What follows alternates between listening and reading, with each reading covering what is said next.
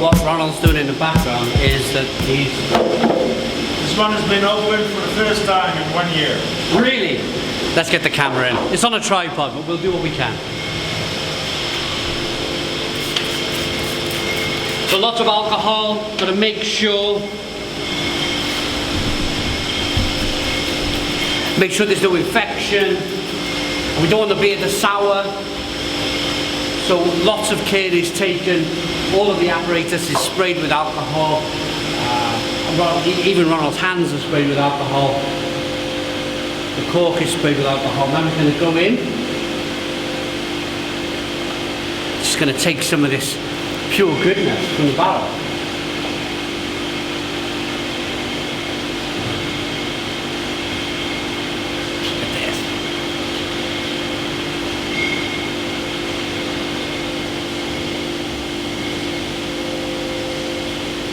This is probably how the monks were doing it thousands of years ago.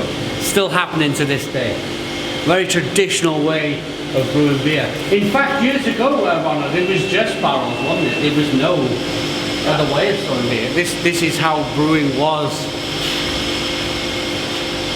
before modern day. What do you have? Can I have a little sip? Yeah. Still needs dry hopping, but... So which one is this, Ronald? This is La Renaissance. La Renaissance. La Renaissance.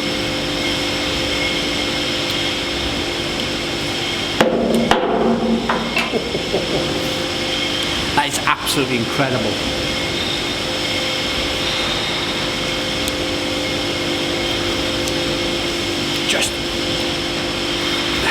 It's really difficult to explain. It's just goodness in the glass. Some sweetness, there's some lovely bitterness coming through. It's not even been dry hopped yet, but you get the sense of bitterness. Of course, it needs to go in the bottle for some carbonation, but this is a really good start. So Ronald's just going to the second barrel and get some beer from there.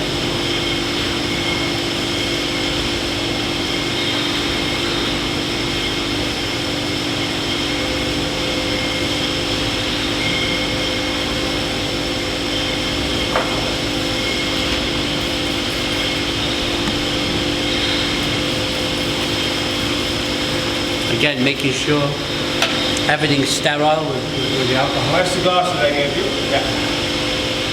Here we go. So blending, this is the first time I've ever done blending before. It's a really interesting process. We're just going to take beer from barrels, mix it in with some in the glasses, and then we have a blueprint. We have a blueprint for the beer what we want to produce.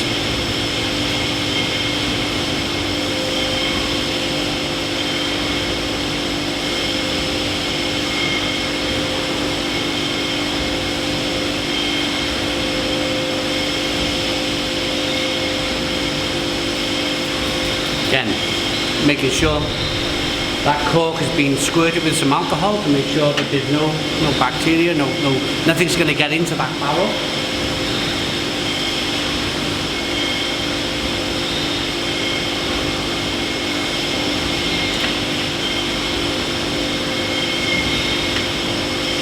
Right. Let's put this down on our blending table.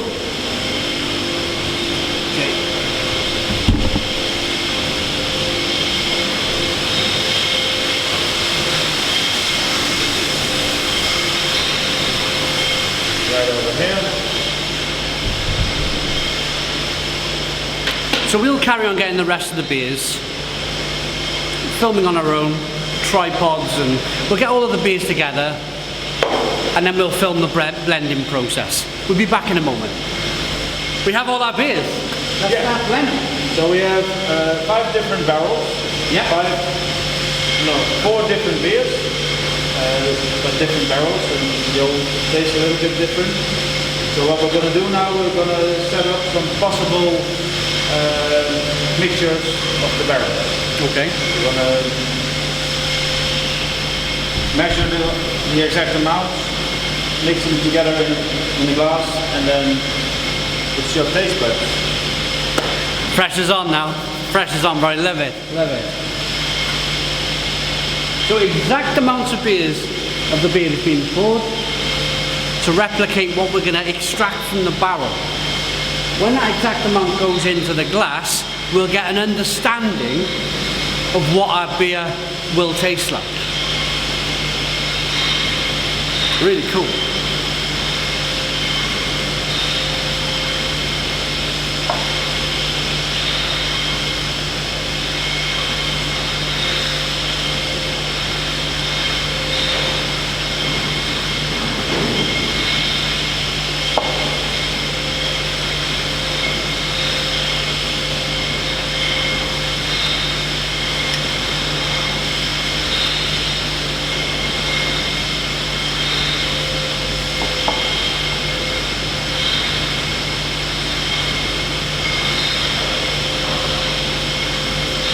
Exact amount is going into the glass of beer.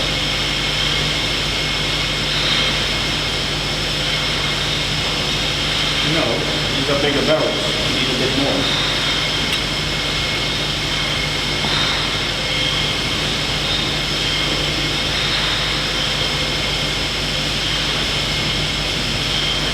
Okay, so you guys, you didn't see the last extraction from the barrel. So what I'll ask Ronald to do now is just very, very quickly, 1 to 4, glasses 1 to 4. What are in the glasses 1 to 4, Ronald? This one is La Renaissance, these two. Yeah. One barrel and second barrel. This one is Finesse Pure Oak. Yeah. That one. Then we have the Noblesse Extraordinaire Pure Oak. And our Noblesse VSOP. Cool. Okay. So this is the first blend. It's from La Renaissance 1 and 2, Noblesse Extraordinaire and VSOP. Right. So just going to blend the other 4 so we can compare them.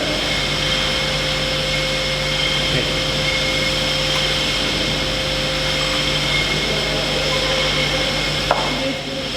Ronald's going to take it away from here. Yeah. So in this glass we have La Renaissance second barrel because there's a little bit more acidity. Yeah. Noblesse Extraordinaire, Finesse and VSOP. So the La Renaissance is aged in white burgundy barrel. The Finesse is aged in virgin oak. Okay. But as you can see, it's third time use. So, and it's been in the barrel since April. So the amount of oak is quite low. It's not too strong. And then the Noblesse Extraordinaire Pure Oak, been in the barrel a little bit longer to get a little bit more oak. Different beer, of course. So it's more like in between a Belgian blonde and a Belgian strong blonde, and maybe a Belgian IPA. Okay. And then the VSOP is our Noblesse aged in Geneva barrels. Right. That's this one. Okay, let's get You it. can try it. Let's get to the camera. Yeah, it's just really oaky and some lovely hops coming through. Some malt. I think it will be dry out when we're finished.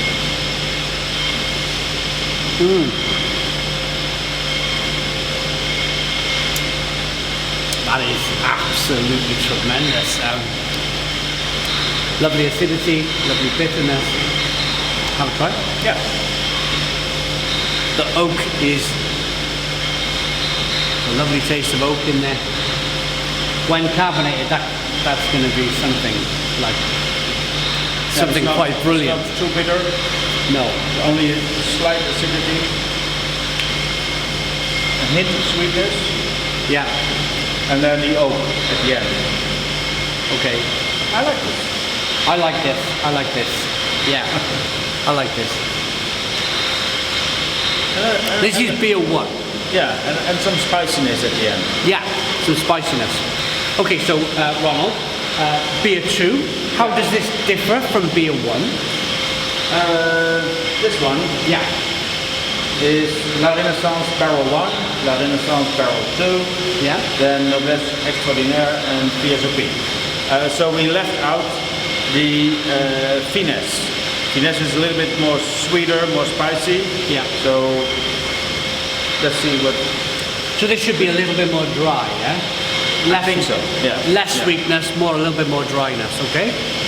And maybe a little more acidity because there are two blends of La Renaissance in there.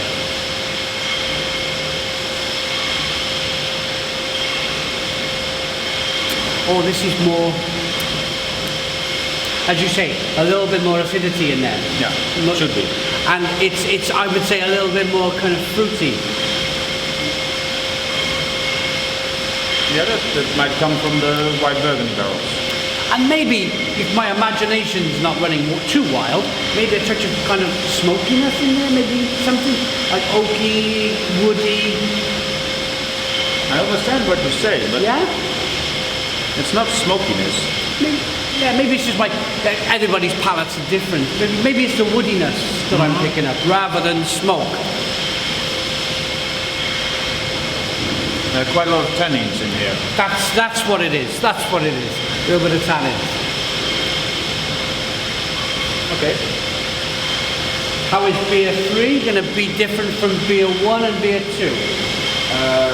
Beer 3 is without the VSOP, so it will be less spicy, a little bit stronger in alcohol, Yeah? and slightly sweeter. Okay. It should be, but you never know. You never know. I'm really enjoying this blending, I really am. It's absolutely terrific to be able to take beer from barrels and work out exactly to the exact measurements of what we want to create. Again, it smells terrific. Lovely and fruity.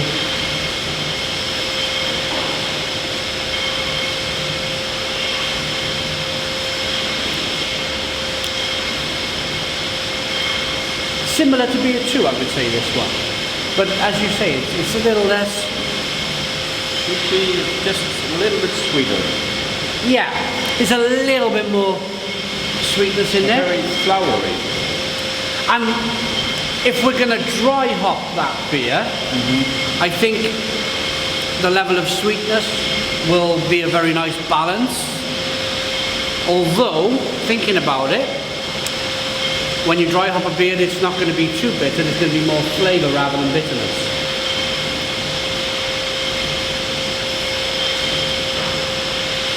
No, it's not getting bitter. No, exactly, yeah, it's going to be more flavour. Yeah, the more fruitiness. More fruitiness rather than bitterness, because you only get the bitterness when you boil the hops.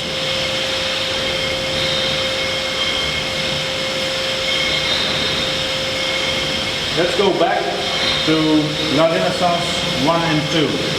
Okay. Because I think the main difference in flavors is coming from these two barrels. So that's separately, this is one. I think that one has the most tannins. And this Right. one is fresher, more acidic.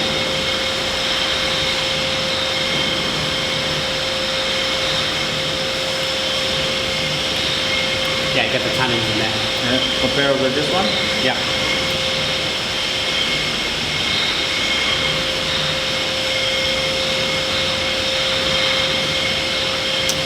More fruity. More, if I'm not mistaken, a little bit more white grape Yeah. in this. This one is, I think it's an older barrel. Okay. With more old oak. Tannins in that one, oak woodiness. This one being slightly younger. It's got a little bit more of a white wine taste if you want to taste that one. Loving this process, loving this process. Yeah? So what are you thinking? I think for this blend, we should leave barrel 1 of La Renaissance out. We can blend it later with the big batch of La Renaissance, Yeah? depending on the rest of the barrel. Okay. But for this particular blend, I would suggest we only take barrel 2. I agree. But I agree. maybe then we can, so we have This is all with barrel 1 in it. If we leave barrel, if we leave barrel 1 out and make a couple of new blends, we can decide whether we're gonna have this blend or one of the others. Should we try number 4? Just for... But it will probably be rather similar, because I think barrel 1 of La Renaissance is quite strongly present. Okay. Try.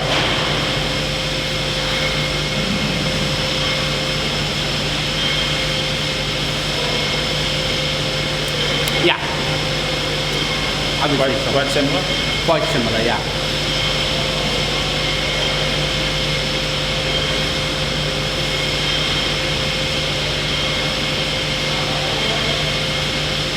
Yeah. So what we're deciding now is whether to drop some of the tannins out of the beer and make it slightly more fruity. From these 4, I think this one is definitely the best. And this is beer 1. Yeah. Beer 1. So now I'm going to try to blend something. Yeah, I like that fruitiness. So what are you doing now, Ronald? So, I'm going to leave out barrel 1 of La Renaissance. Okay. And make these same blends, but without pouring the barrel 1 of La Renaissance. Okay. But we need more glasses. So we go upstairs and get some glasses from the back? Yeah. Probably. Back in a moment. Gonna go and get some glasses. I'm back with some glasses. Here we go. Let's carry on this blend.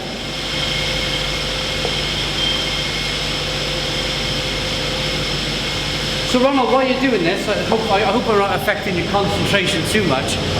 When we blend the beer together, will we age it again, or will it be, once it's blended, we dry hop it, it goes in the bottles, it's then carbonated?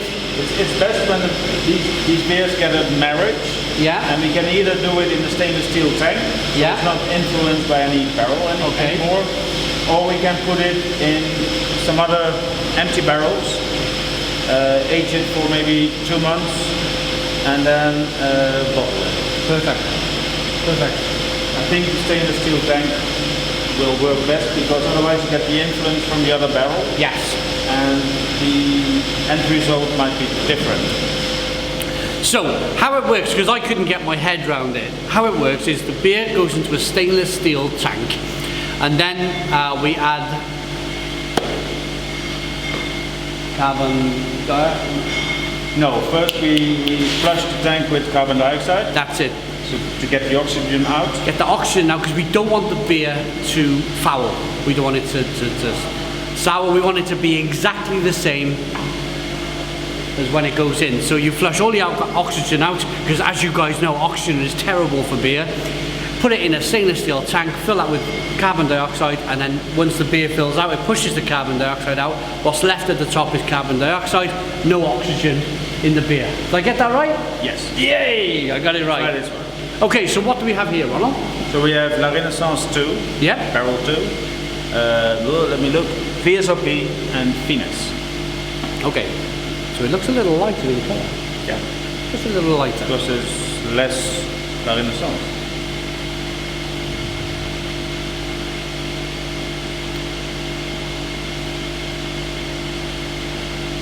Oh, that's really fruity. It's for me, lots of white grape fruitiness. I'm a bit troubled by the marker. I smell the ink from the marker.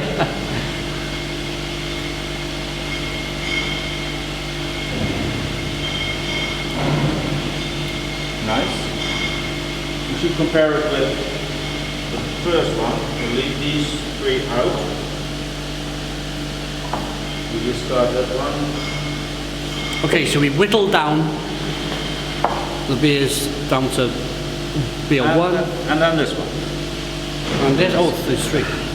La Renaissance 2, Noblesse Extraordinaire, and VSOP. So Okay, where we leaving stand? the finesse out. Okay. Since your hands are full, You enjoy it, enjoy it.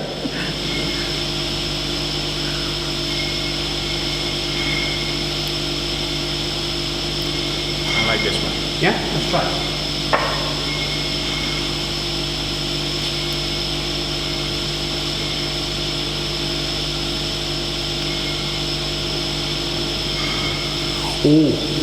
Oh, It's nice, dry. it's but a not- punch. It's a big punch of flavour there. Yeah, but Yeah. somehow it's working better. Yeah, yeah. And the first one still, I'm doubting. Is this the first one? This is the first one. Okay.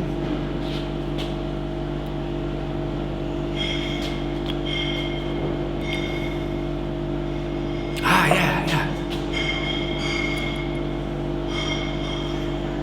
It's a difficult decision. It's very difficult because I think if I'm correct with this, I'm picking up a little bit more tannins in beer one. Possible.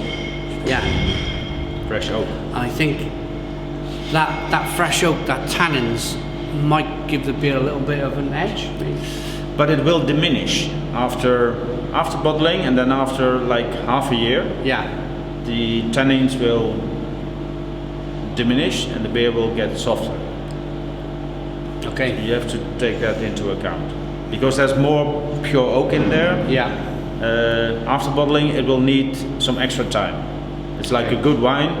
You can't drink it immediately. No. You have to let it rest for. Give it some time. Yeah. So you guys are going to taste this in 6 months' time. Yeah. Yeah. I think it's a nice summer beer. Nice, Oh, of course. small acidity. What will be the alcohol percentage? Let's see. So that's about. It will be around 7. 7% ABV. A nice light. This one will be a little bit lighter. Okay. This is one like 6.5.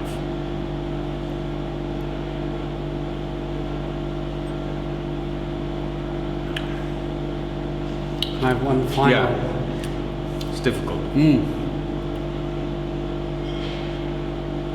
I think that one for me. But then we have less beer.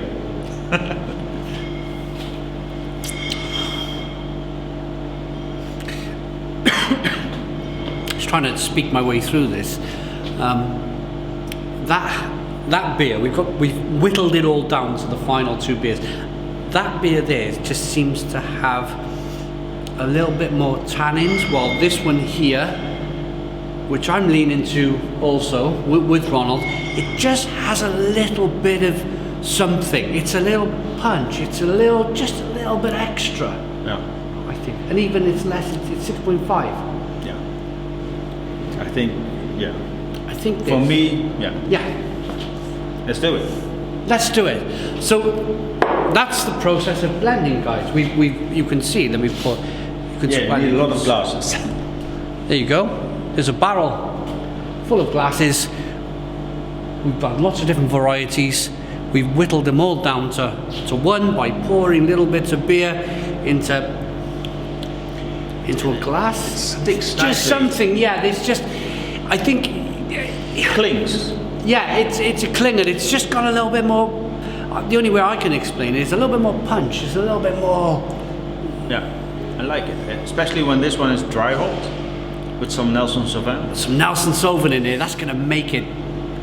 And then you got the Fantastic. carbon dioxide to enhance the acidity more. I think you have a nice, slightly sour, fruity beer with a big punch. It's going to be amazing. It's going to be amazing.